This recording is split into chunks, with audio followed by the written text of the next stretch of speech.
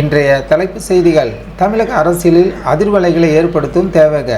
தமிழக அரசியலில் அதிர்வலைகளை ஏற்படுத்தும் தேவக தலைவர் விஜயின் காரைக்குடி பயணம் மற்றும் ஜனநாயகன் பட சர்ச்சை ஒரு நேரடி தொகுப்பு.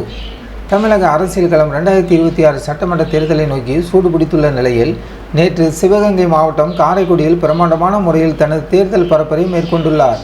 இந்த ரோட் ஷோ நிகழ்ச்சி நடந்த சுவாரஸ்யமான சம்பவங்கள் மற்றும் ஜனநாயகன் சந்தித்துள்ள சவால்கள் குறித்த விரிவான செய்திகளை இப்பொழுது பார்க்கலாம். காரைக்குடியை ஸ்தம்பிக்க வைத்த மக்கள் கூட்டம். நேற்று காலை காரைக்குடி வந்தடைந்த தேவக தலைவர் விஜய்க்கு தொண்டர்கள் மற்றும் பொதுமக்கள் உற்சாக வரவேற்பு அளித்தனர். காரைக்குடி நகரமே மக்கள் வெள்ளத்தால் ஸ்தம்பித்து காணப்பட்டது. சுமார் 10,000 பேருக்கு மட்டுமே அனுமதி வழங்கப்பட்டிருந்த நிலையில் அதையும் தாண்டி பல்லாயிரக்கணக்கான ரசிகர்கள் வெயிலையும் பொருட்படுத்தாமல் திரண்டிருந்தனர். இந்த ரோட் ஷோவில் விஜய் அவர்கள் மிக எளிமையாக மக்களிடம் பழகியது அனைவரின் கவனத்தையும் ஈர்த்தது. விஜயின் நேச்சுரல் அரசியல் பாணி. இந்த பயணத்தின் போது சில நெகிழ்ச்சியான சம்பவங்கள் அரங்கேறின. புதுக்கோட்டை அருகே காரை நிறுத்தி ஒரு மூதாட்டியிடம் 50 ரூபாய் கொடுத்து வெள்ளரிக்காய் வாங்கி சாப்பிட்டது.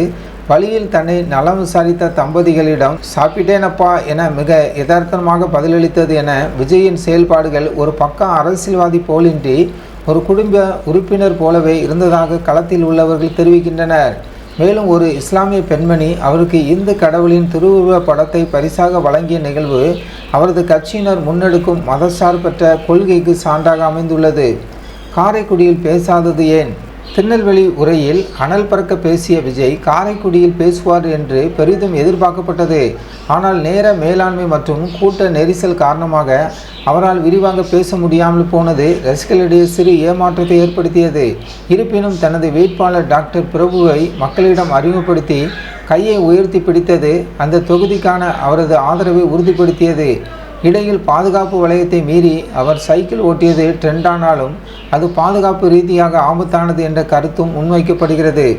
ஜனநாயகன் பட கசிவு. ஒருபுறம் அரசியல் களம் சூடாக இருக்க மறுபுறம் திரையுலகில் ஒரு அதிர்ச்சியான சம்பவம் நடந்துள்ளது.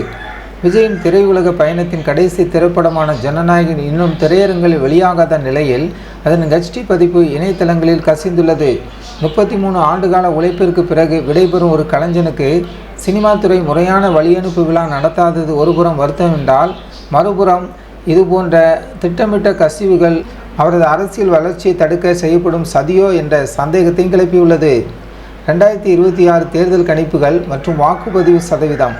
புதுச்சேரியில் சமீபத்தில் நடைபெற்ற தேர்தலில் 91% அதிகமான வாக்குகள் பதிவாகியுள்ளது பெரும் விவாதத்தை ஏற்படுத்தியுள்ளது. இதே போன்றதொரு எழுச்சி தமிழகத்தில் ஏற்பட்டால் அது விஜயின் தமிழக வெற்றி கழகத்திற்கு பெரும் சாதகமாக அமையும் என அரசியல் விமர்சகர்கள் கருதுகின்றனர். குறிப்பாக இதுவரை வாக்களிக்காத புதிய வாக்காளர்கள் மற்றும் இளைஞர்களின் வாக்குகள் தேவகவின் வெற்றி வாய்ப்பை உறுதி செய்யும் என கூறப்படுகிறது.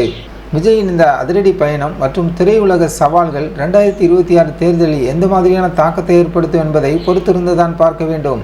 இதுபோன்ற முக்கிய செய்திகளை உடனுக்குடன் தெரிந்து கொள்ள நமது ஜனநாயகன் டிவி சேனலை சப்ஸ்கிரைப் பண்ணுங்கள்.